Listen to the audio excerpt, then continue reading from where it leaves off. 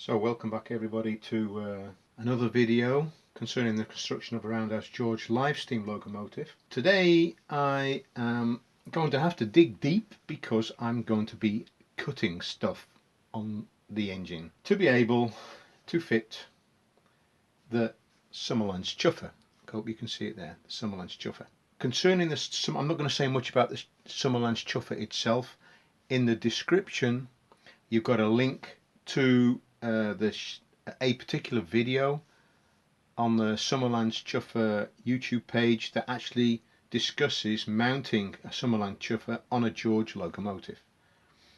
So all I'm going to say at this stage is that for my locomotive I want to mount it so that the top is about 3 millimeters underneath the top of the chimney, so that to ensure that I get the resonator well into the chimney. And that means for me I'm going to have to cut down the exhaust pipes 63 millimeters down from the top of the chimney. I've already measured that up. So what I'm going to do is remove the smoke box, measure up and cut the pipes, and I'll get back to you when I'm at the stage of cutting the pipes.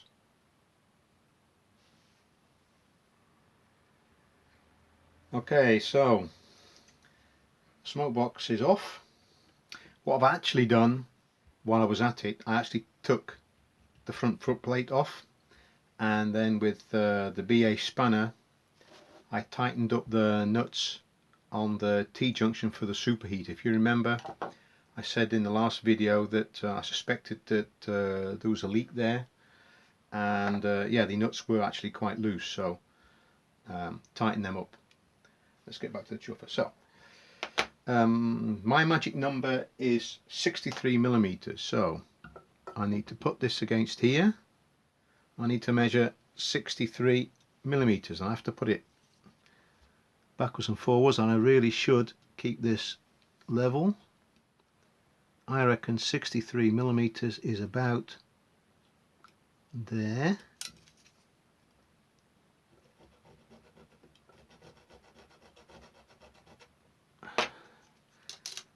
Let me check if it's made an indentation. Yes, it's made an indentation.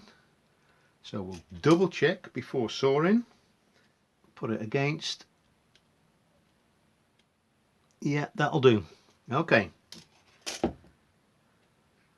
So this is my mark. Alright, before we start cutting, because I'm going to be using a Dremel, before we do that I've just put some scrap MDF behind the pipes to protect if it goes wrong, if it jumps off the pipe, and I've just put some general protection around the rest of the locomotive. I say, here we go, watch your ears, 'cause I'm going to put the Dremel on now and the camera's quite close.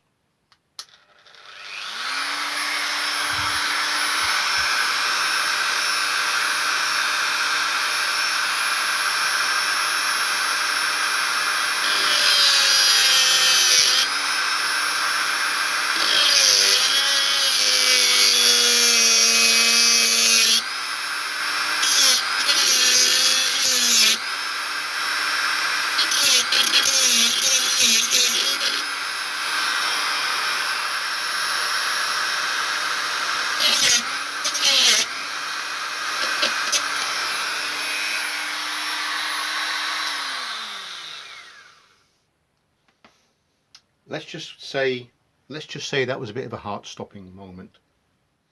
We'll take all this stuff away and see what we've got left. Can't go back, can't glue it back on. We'll clean everything up. Good job I had the wood, see that? Good job I had the wood. Crack on. Okay, taking it off, taking all the protection off, and with a couple of needle files cleaned up the ends. However, I think, looking at the end of the chuffer, I know it's a press fit, but this might be a bit of yeah. Just going to try them individually, see if I can get them, otherwise I might have to sand them down. Oh no, that's not going to go on at all. I'm scared of breaking it, so I think what I'm going to do is just with some sandpaper sand the ends of the pipes down a bit. Okay, this is 240. See if we can give this a go.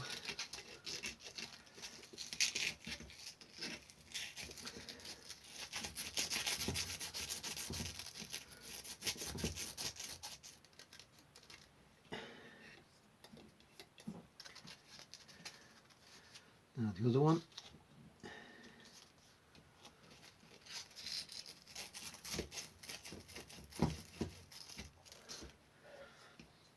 Now I'll try 1 for 1 again. See whether that's enough. I measured up that the hole is 6 millimeters deep. 6 millimeters deep, so I need to get 6 millimeters of pipe into the chuffer. So we'll crack on a bit more.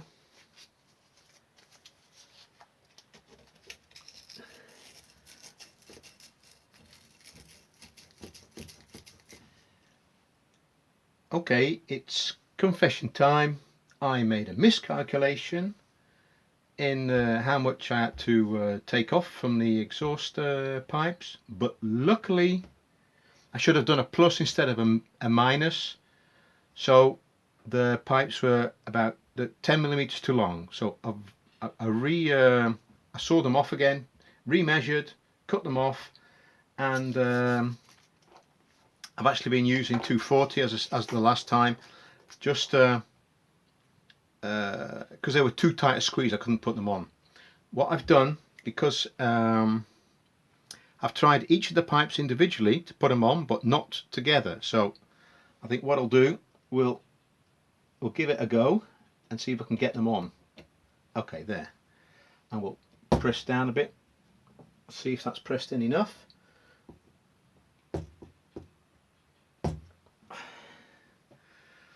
And then we'll get the firebox. I'm just going to lay it next to it for the moment.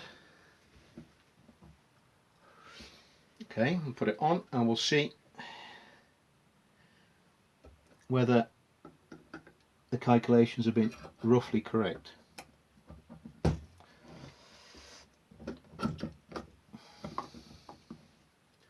So it's just under the top. So I think when that's painted black, we should be all right. Okay, there you see it's just under the surface.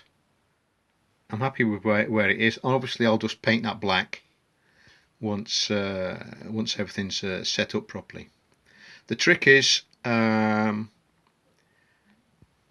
you've set it up and it's back on its place, the chuffer shouldn't be leaning against the side of the chimney, at least the resonating part. Okay, I'm glad that's over. To be quite honest, with using the Dremel and sawing and sandpapers and all that sort of stuff. So okay, well, let's crack on. Okay, as you can see, we've taken the smoke box off because I want to take this opportunity to trial fit the boiler bands. Now obviously with the kit you get boiler bands, but I chose to order the Locoworks boiler bands, and I've had a question somewhere along the way in this series, are the Locoworks boiler bands worth it? So what I'm going to do now is mount the boiler bands, the Locoworks boiler bands, and I'm going to mount a standard Roundhouse boiler band on the locomotive as well, so you see the difference. Now on the table there you'll see I've got the three Locoworks boiler bands, and this is the Roundhouse one. So I don't know whether it'll come out there, but I can tell you the Roundhouse boiler band is wider. It's slightly thicker material, slightly thicker brass than the Locoworks boiler bands. And the Locoworks boiler bands, they've got rounded edges, and these are the polished ones. I suppose you could call them fine scale. But of course the proof of the pudding is in the eating, so what I'm going to do, I'm going to mount the boiler bands, and then we can have a look when it's actually on the locomotive. Okay, I've got two of the three Locoworks boiler bands on, and I've got the Roundhouse one on. I put the dome on because the instruction says that the middle boiler band goes just in front of the dome. So I'm just going to put the front one onto the boiler. Now what I do, because it's not a pre-bent piece of metal, I've just got a bit of tubing from somewhere, metal tube, and I just sort of pre-form it. This is a slightly larger diameter than the diameter of the boiler sleeve, but I'm just sort of pre-bending it a bit, and then we'll push this through. There's that nut. There's that.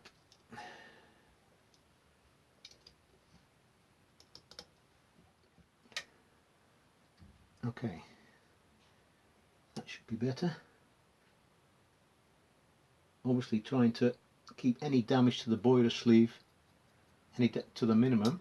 Okay, so let's turn this round.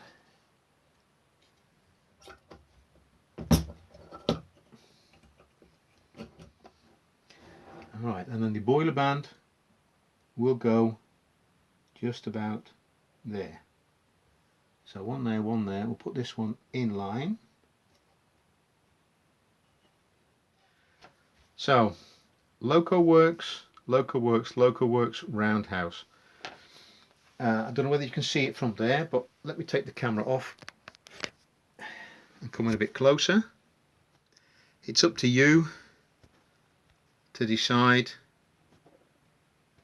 whether you fork out the extra expense for the Locoworks boiler bands. I mean, obviously the Roundhouse one, you could spend some time working on the edges and everything and polishing it yourself, but it's just to give you a general idea. I thought they were worth it for the price and the polished. I mean, obviously if you're going to if you intend to give the boiler bands the same colour as or colour them, let me put it that way, then that's not an issue, but I quite like it looks, yeah, especially side on now. If you look at it side on now here, yeah, I think that's a significant difference. Remember, once the tank's on, it's only going to be the top half that really matters here, isn't it? And the front one, no, the tank comes to here as well, so you know. Anyway, I'm going to leave the boiler bands on. By the way, I'm going to tighten them up. I'm going to take the Roundhouse one off, and because I'm going to be running the Loco in the brass, let's say, and I think that's fine if it looks better if the boiler bands are on there now. By the way, what do you think of the dome? It's all right, isn't it? The Roundhouse dome, getting to look a bit more like a decent Loco now. So the boiler bands, they're on now, and the next stage is cracking on with fitting the radio control before we put the body back.